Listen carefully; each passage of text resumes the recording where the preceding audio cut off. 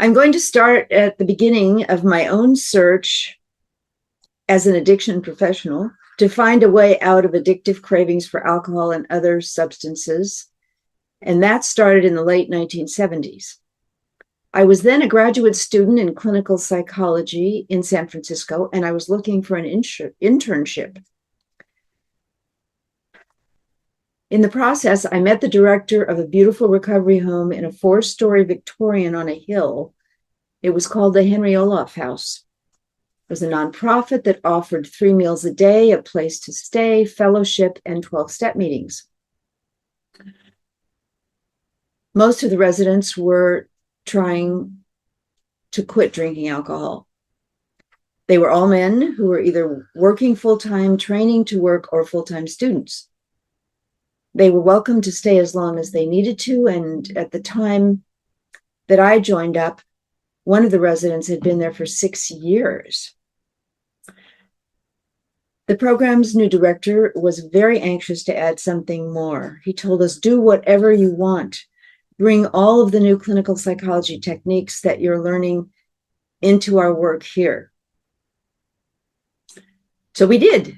We started by doing something revolutionary for the time, involving family members immediately in an intensive individual, group, and family counseling and education process.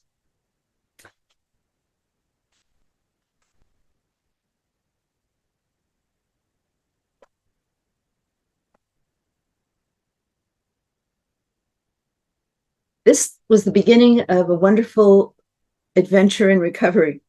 Our clients loved it. We loved it. It was enlightening. It was life-changing. It was genuinely healing psychologically.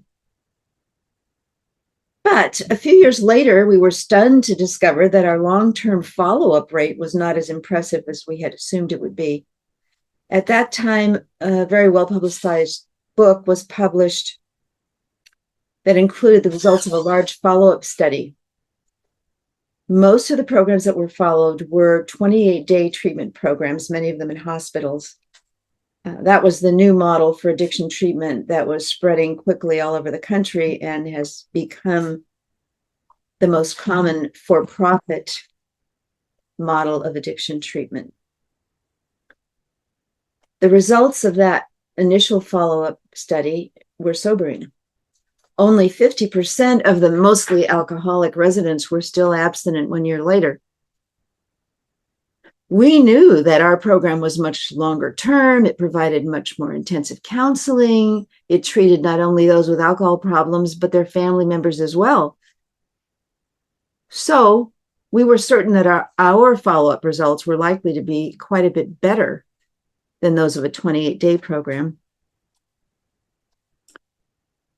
However, we had to face the fact that probably at least 30% of our clients would not be able to remain abstinent. How, you wonder, did we respond to this news? Poorly.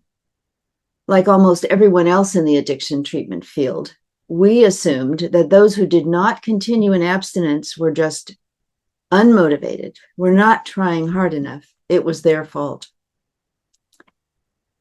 But then in the 1980s, our bubble burst. We began to see crack cocaine addiction. And along with all the other treatment programs in the country, our program suddenly became a complete failure. Within 24 hours, we were losing every one of them. This time, it didn't work to blame our clients. We had to admit that our techniques, although more helpful when alcohol was the problem, were a complete failure when it came to crack cocaine. This was the worst and the best thing that ever happened to me as a professional in this field. It was devastating, but it forced me to look for new solutions. And I found them in 1985 through the new field of neuroscience.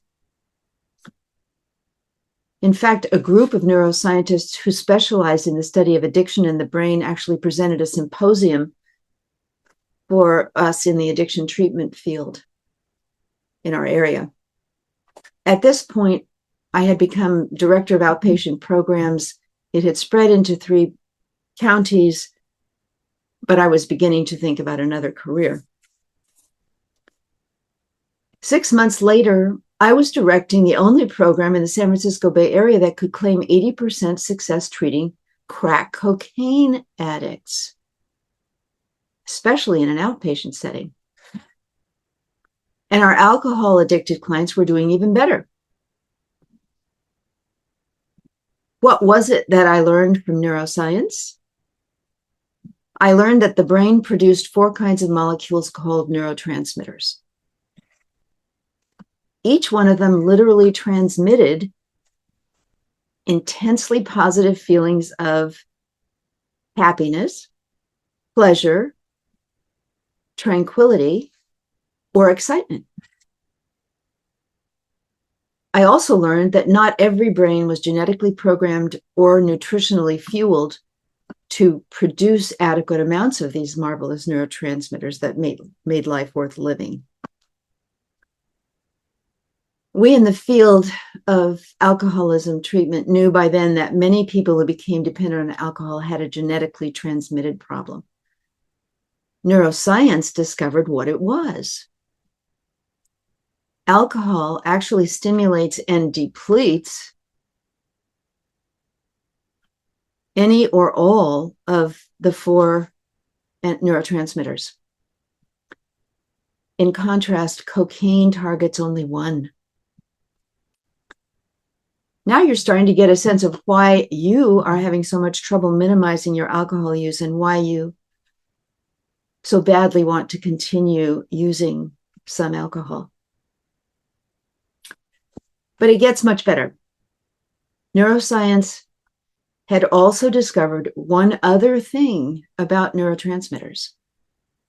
They had discovered the specific nutrients that the body needed in order to quickly make more neurotransmitters.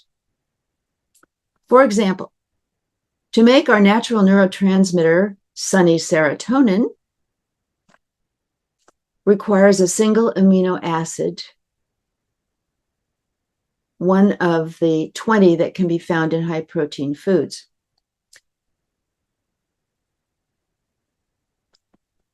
Fortunately, the nutritional supplement industry was paying attention, and it began to make and sell this amino acid called tryptophan as a supplement. These supplements were so effective as antidepressants that even the field of psychiatry got interested and began to recommend them widely. Of course, since they were available over the counter, lots of people began to treat their own low serotonin symptoms with this supplement. They quickly lost their depression and anxiety, began to sleep well, discovered that they had a sense of humor even without alcohol, and stopped being hyperactive, irritable, negative, and obsessive. Not bad.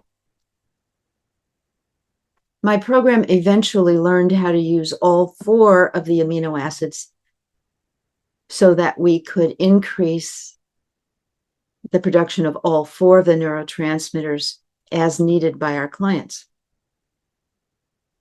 These days, years later, we look at a neurotransmitter deficiency symptom questionnaire with 40 symptoms on it and identify within 5 minutes which neurotransmitters are deficient.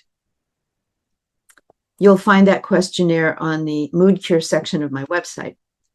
Then we actually just trial the amino acids that seem indicated right there in the office, or rather online on Zoom, because the amino acid supplements take effect within 5 minutes at the most.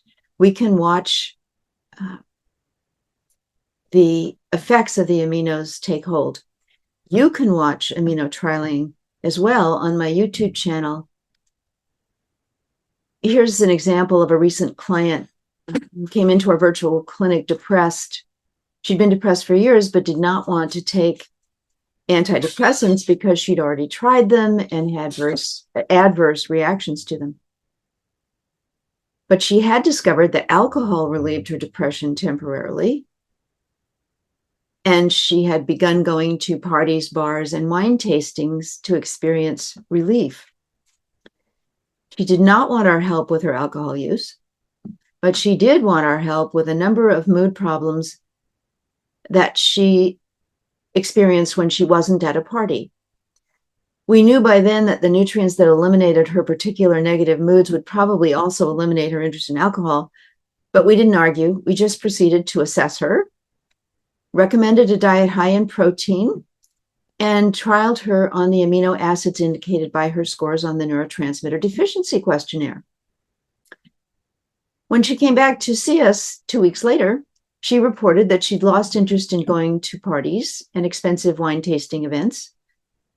She said she didn't need them anymore to cheer her up because she was feeling cheery all of the time on her amino acids. She did have a family history of alcohol use and abuse, so she found that she needed to take the amino acids 2 to 3 times a day for almost a year. This is very common in cases that include family history of addiction, typically alcohol addiction. On the other hand, young children and those who do not have a genetic tendency to alcohol problems may only need to use the amino acids for 12 weeks. To learn more about all this, I recommend my book, The Mood Cure, and my updated e-publication, The Amino Aid Handbook. But you are most welcome to work with us at the virtual clinic as well. All of this is made clear on my website, so please visit it. There is another book that is a must. It's called 7 Weeks to Sobriety. I do hope this has been helpful to you, and I'd be happy to come back and talk with you live in the future. I wish you very well in the meantime.